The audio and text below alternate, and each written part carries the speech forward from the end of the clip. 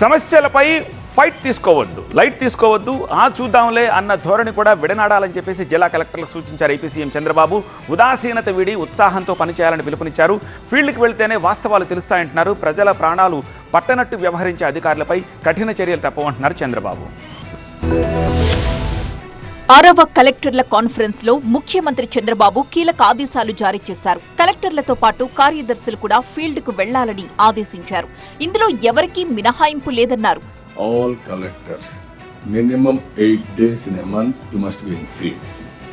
Then only you will have a grip.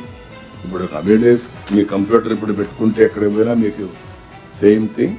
8 days ఫీల్డ్లో ఉండాలి, ప్రజల్ని ప్రిపేర్ చేయాలి, అధికార యంత్రాంగాన్ని అప్రమత్తం చేయాలి.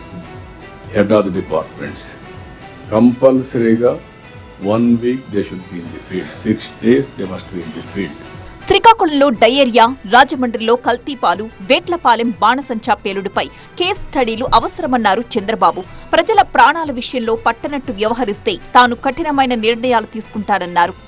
ఎన్ని నేను రిఫార్మ్స్ మాట్లాడినా, ఎన్ని పనులు చేసినా అధికార యంత్రాంగం మొత్తం క్షేత్రస్థాయికి పోతే తప్ప మనకు వాస్తవాలు తెలియదు.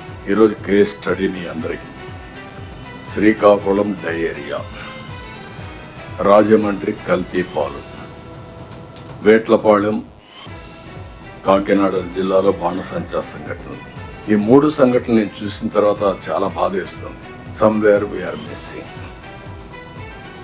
We cannot miss it. అందుకే నేను చెప్తున్నా, ఈరోజు చాలా కఠినంగా ఉంటాం. ప్రజల ప్రాణాలపైన లెక్క లేకుండా కొంతమంది బిహేవ్ చేస్తే అలాంటి వాళ్ళని అప్రమత్తంగా ఉండే స్వార్థం ఎప్పుడూ సమాజంలో ఉంటుంది. అవకాశాలు ఎట్లయితే ఉన్నాయో ఛాలెంజెస్ కూడా వస్తూ ఉంటాయి.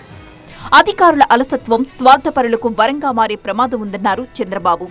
ఉగాది కానుకగా అన్నదాత సుఖీభవ ఇస్తామన్నారు చంద్రబాబు. పోలవరాన్ని 2027లో జాతికి అంకితం చేస్తామన్నారు. 3 ఏళ్లలో అర్హులకు ఇంటి స్థలం ఇవ్వాల్సిన అవసరం ఉందన్నారు ముఖ్యమంత్రి.